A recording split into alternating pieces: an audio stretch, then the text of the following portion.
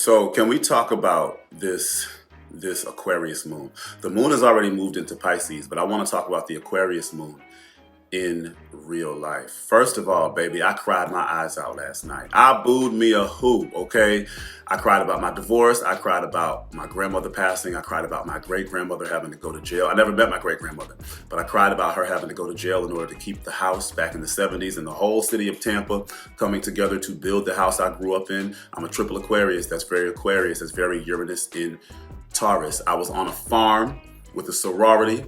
I did some community service with a friend of mine. One of my friends kicked his boyfriend out of his house. Baby, I saw the Aquarius moon in real life in so many ways. We're going to talk about it. But back to me crying. Baby, I booed me a who. Taurus, shocking release of emotions. We don't give Taurus the credit for ruling feelings. Taurus and the second house rules how you literally let out your feelings. So an Aquarius moon is going to activate your second house. Your second house is your Taurus house. How does that make sense? You know how you do rulers? If you're an Aries rising, you look at the Mars, everything has a ruler. That's how astrology works with everything. So in the Aquarius transit, you look at Uranus. Uranus is in Taurus, okay? Anything transiting Taurus is going to activate your second house. So that's why when I first put my video up, I said an Aquarius moon is going to urge shocking emotional releases, baby. And I had me one. And then I'm a triple Aquarius. I'm an Aquarius moon, but I'm a Taurus 11th house, okay? The 11th house is the Aquarius house. The 11th house is how you give and receive humanitarianism. And I just told you I cried about my grandmother being taken to jail to keep the house back in the 70s because the city was going to take it. She said, no, you ain't moving my family into the projects. I come from Aquarian women, okay, rebellious women, rebelling with a cause. So this is back when integration started and they were, taking the houses of black people. And my mom, I'm a triple Aquarius. My mother is an Aquarius Aries moon. My mom had the biggest house on the street and my great-grandmother owned her house outright, but the city was trying to take it to move my family into the projects. My great-grandmother said, hell no. And they took my blind great-grandmother to jail. And when my mom tells me the story, she's like, yep, Antoine and your great-grandmama, they would put that notice on the house, and your great-grandmama would go outside with her cane, and she would yell, Chandra. That's my mom's name. My mom's the oldest. Chandra, come show me that notice. And my mom would show her the notice, and she would swipe the notice off with her cane. And eventually, they took her to jail. And then eventually, the entire city of Tampa band together to build the house that I grew up in. That is real-life Aquarius moon and Taurus 11th house stuff. The 11th house is how you give and receive humanitarianism. I will always give and receive housing, money, and food, humanitarianism. And when I started to read Aquarius moon and Aquarius 4th house charts, Uranus in the 4th house, moon in the 11th house, I started to hear situations like that. Like I read an Aquarius moon, different situation, but similar. She moved on to a parish and her dad was a pastor. And all the men of that church built the house that she lived in. And then back to the Uranus and Taurus activating your second house. If you had an emotional release, if you're an Aries second house, maybe some anger came up. Your feelings tend to transmute as anger. You can have quick bursts of emotions. Say you're a Pisces second house, you tend to dissociate from your emotions. Water can trigger your emotions or water can heal your emotions. If you're angry, maybe you need to take a shower. But that second house is your feelings and how you let your feelings out. And we don't attribute Taurus energy to feelings, but it's the physicality of feelings. Taurus grabs from Pisces, it grabs from Cancer, and it grabs from Scorpio to physically manifest your feelings. Actually, my Aquarius friend in Australia, she had a huge emotional release. She said she was bubbling over in tears. Okay, so everything I just told you, huge lessons in Aquarius in real life, humanitarianism in real life. I'm a triple Aquarius and I've seen it in my family. And then there's your lesson in how Taurus in the second house will trigger your physical emotions and physical emotional releases, okay? And again, because Uranus is in Taurus and Uranus rules Aquarius, Aquarius transits right now will be very Taurian. But on Saturday, I went to a farm. So my friend, she works for a nonprofit. Mind you, she's an Aquarius second house. The second house is not only your feelings, but it is your salary. Aquarius is nonprofits. My friend works for a nonprofit, and that nonprofit gives immigrants farmland and stuff like that. So I went out to the farm, Taurus, Uranus and Taurus farm. I went out to the farm to help clean and pull weeds and all that stuff. And there was a sorority there from Texas Southern. So what college are y'all from? Texas Southern. And okay. Sigma Gamma Rose. Okay, go ahead. Do your thing. Thank you. Why does that matter? Because Aquarius rules groups. And then a group, a sorority, is doing farm community service. Uranus rules groups, Uranus and Taurus. You see how it all comes together? But it was November 9th. What's 9? Jupiter and Sagittarius. What's Jupiter and Sagittarius? College, okay? Sagittarius is sextile Aquarius. They work together. Sagittarius is all long distance travel. Aquarius is airplanes, flight, and the airport, okay?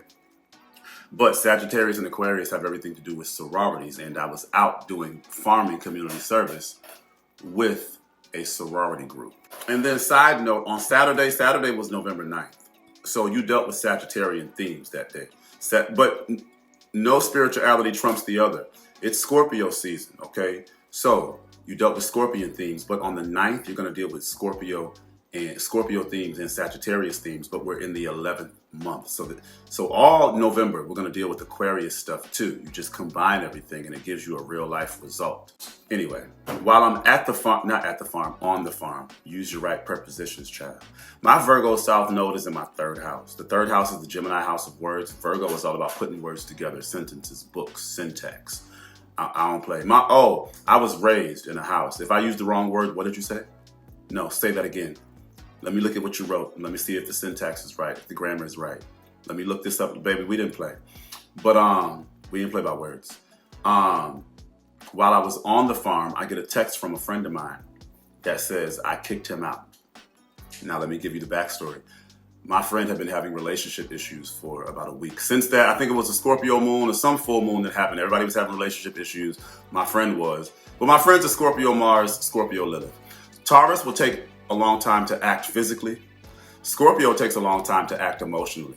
And during the whole week, you know, he didn't know what he was going to do. He kept praying that it would go right, but his partner's treating him like shit. He texted me. He's like, I kicked him out. I said, wow.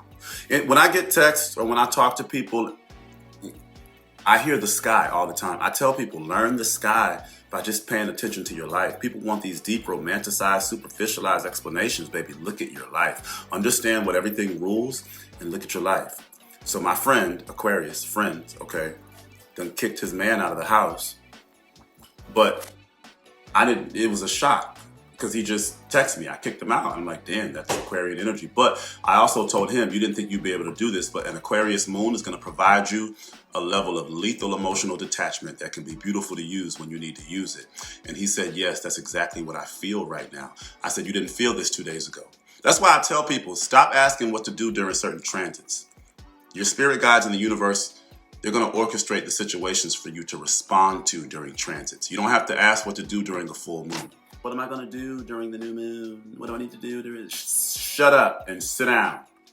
And the universe will do it. The universe will provoke certain feelings in you. But sometimes, do your rituals and do your traditions. But sometimes that stuff can distract you from what the universe is. That's us controlling stuff. Let me determine what I'm... No. Let me just sit back and shut up and live my life and see what the universe sends me to respond to. Or let me see what the universe provokes in me emotionally.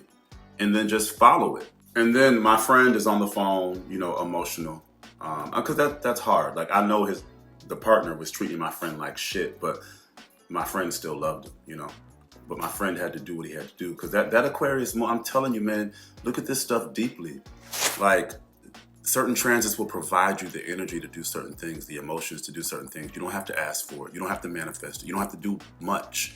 You really don't. You have to use your childlike mind to respond to the universe and learn spirituality, because you have to let go, the art of letting go. I'm going from Virgo to Pisces. Virgo controls. I'm a master at controlling things. Pisces is the art of letting go. I've spent my life learning that.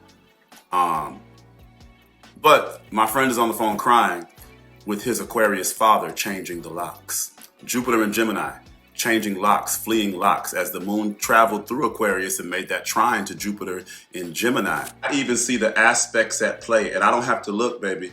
When I was on the phone, I had called him. When I was on the phone with him and his dad's changing the locks, I said to myself, the moon must be making a trine to Jupiter retrograde in Gemini. But you have an Aquarius moon, detachment from the energetic home, Uranus and Taurus, detachment from the physical home, Jupiter and Gemini, fleeing the neighborhood. There was so much moving, so much housing stuff that's happened in the past 2 days. Housing and siblings, housing and aunties and uncles, money and siblings, money and aunties and uncles.